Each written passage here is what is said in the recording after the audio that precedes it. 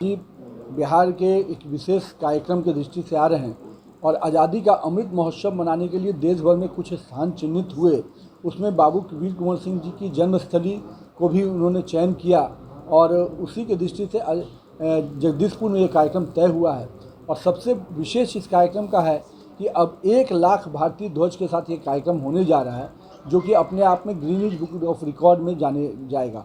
यानी बिहार को एक ऐसा रिकॉर्ड बनाने का अवसर मिल रहा है जिसमें लाखों की संख्या में भारतीय ध्वज के साथ कार्यक्रम होगा।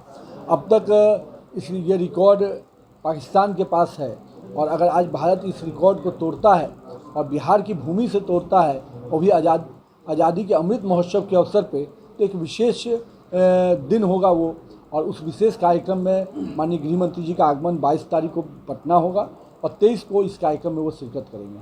उसके बाद सासाराम जाने की योजना है क्या? सासाराम में भी दीक्षांत समारोह है वहाँ के मेडिकल कॉलेज में, उसके बाद वहाँ भी जाएंगे। हाँ, तेज प्रताप ने अपनी पार्टी पे आरोप लगाया है जो पैसा देके टिकट वहाँ देते हैं अय्याशों की पार्टी हो। देखिए, तेज प्रताप ने जो सवाल उठाए हैं वो अपने भाई पर, अपने पार्टी पे उठाए हैं। मेरा तो ये मानना है कि ये बात उनको उठाने का कोई फ़ायदा नहीं है, क्योंकि आरजेडी इसी परंपरा से बनी है। पूर्व के उनके राष्ट्रीय अध्यक्ष और वर्तमान राष्ट्रीय अध्यक्ष और पूर्व के उनके नेता जो मुख्यमंत्री रहे आदरणीय लालू जी और राबड़ी जी ने कई ऐसे लोगों को पदोन्नति दी और पार्टी के टिकट दिए, पार्टी में अलग अलग पद दिए, जिन्होंने बड़े पैमाने पे इस प्रकार का माफियागिरी किया।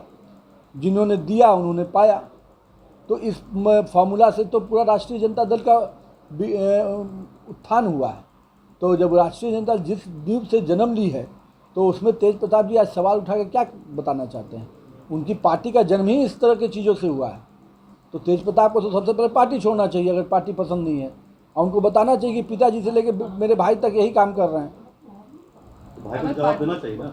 निश्चित रूप से तेजस्वी यादव को आगे सामने आके इस पर जवाब देना चाहिए कि सच्चाई क्या है। लालू जी के परिवार में राबड़ी जी हैं, मीसा जी हैं, उन लोगों को आके जवाब देना चाहिए कि मेरी पार्टी में क्या स्थिति है। तो अब तो ये पूरी तरह से पार्टी जो है परिवार की पार्टी हो गई है और अब आपस में महत्वाकांक्षा इतना बढ़ गया। पहले सभी नेताओं को किनारे किया, अब पार्टी में अब उस परिवार में आपस के रंजिश है पद पाने के लिए। इसको आप गति देने की बात कर रहे हैं, कि हमने विकास किए हैं और गति मिलेगी, अब तक क्यों नहीं? इसके पीछे कोई वजह है? कोई वजह? देखिए, कई योजनाओं को फॉलोअप किया जाता है। पिछले दिनों ये योजनाओं को होना था और ये सारी योजनाएं स्वीकृत हुई थी, लेकिन टेंडर की प्रक्रिया में नहीं आ पाई थी। केंद्र सरकार से जब मंत्रालय में हम लोग बैठ के बात की, जो टेक्निकल प्रॉब्लम से सभी को शॉर्ट आउट किया गया। कई जगह पे पुराने अलाइनमेंट पर ही लोग फोकस कर रहे थे। हम लोगों ने कहा कि नहीं, फ्रेश हम लोग का जो प्रेजेंट अलाइनमेंट इस पर भी आप काम कर सकते हैं। तो उस पर सहमति मिली। और देखिए क्या है कि किसी भी चीज़ की मॉनिटरिंग जब करेंगे, फॉलोअप करेंगे, तो उसका परिणाम मिलता है। और यही कारण है कि अब जो योजनाएँ पिछले वर्ष में हम लोग का टारगेट था 300-400 किलोमीटर का, इस बार वो टारगेट को केंद्र सरकार ने बढ़ाया है। इस बार 800 किलोमीटर 900 किलोमीटर भी जाने की योजना है। कितना किलोमीटर है टोटल इस साल का टारगेट? इस साल 800 किलोमीटर की योजना है लेने की। तो हम लोगों ने अपने टारगेट को केंद्र सरकार से आग्रह करके बढ़वाया है। तो इससे हम लोग को उसका बिहार में सड़कों के लिए क्षेत्र में और गति आएगी। लेकिन सवाल तो है ना कि पहले भी केंद्र में आपकी सरकार थी, राज्य में आपकी सरकार थी, तो क्या पहले के जो मंत्री थे, पथ निर्माण मंत्री, वो इंटरेस्ट नहीं ले रहे थे? मैं भी ये बात आप कहाँ से बिठा के ले आए? विषय ये है कि जो काम की लंबित पड़ी हुई थी उसको हमने गति देने नहीं, लंबी नहीं। ये सारी योजनाओं जो लिस्ट आपको हम जारी कर रहे हैं, ये पिछले साल ही स्वीकृत हुई है। इनको इसी साल इसी निविदा की जा रही है। जो भी डीपीआर और बाकी चीज़ें, इसको समय बॉन्ड करने के लिए हम लोगों ने इसकी पहल की। और राज्य केंद्र सरकार कोई भी योजना का डीपीआर और बाकी जो चीज़ें तय करने में साल भर से ऊपर लगता है। केंद्र सरकार ने तुरंत पे उसे सहमति दी और इसका निविदा होने जा रहा है। तो अगर और समय पे पूरा होगा, समय पे शुरू भी होगा।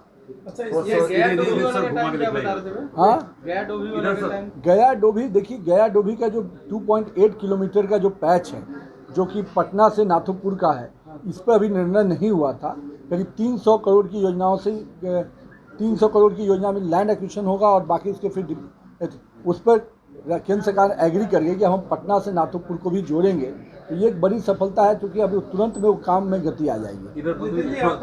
पैकेज में अभी कुछ स्टेक बाकी है, लेकिन आपके पार्टी के नेता कह रहे हैं कि स्पेशल पैकेज का ज़्यादातर हिस्सा दिया जा चुका है। क्या चीज़ क्या बचा हुआ है? तो प्रधानमंत्री के पैकेज, अरे भैया, प्रधानमंत्री जी का पैकेज 54,000 करोड़ का था, उसको 1,17,000 करोड़ तक प्रधानमंत्री जी ने बढ़ाया। तो उसकी राशि सब पैसा आ रही है। तो जो 54,000 किया गया तो उसका दुगना राशि दिया गया, तो पैसा और योजनाएं आई हैं, तो ये तो बिहार के लिए सौगात ना है। मैं तो आपको दे सकता हूँ कि पीएम पैकेज की कितनी योजना है जो हम लोग के पिछले वर्ष से आगे बढ़ी हैं। आप 54,000 करोड़ से अब 1,17,000 करोड़ पे आ गए, तो वो योजनाएं बढ़ी ना।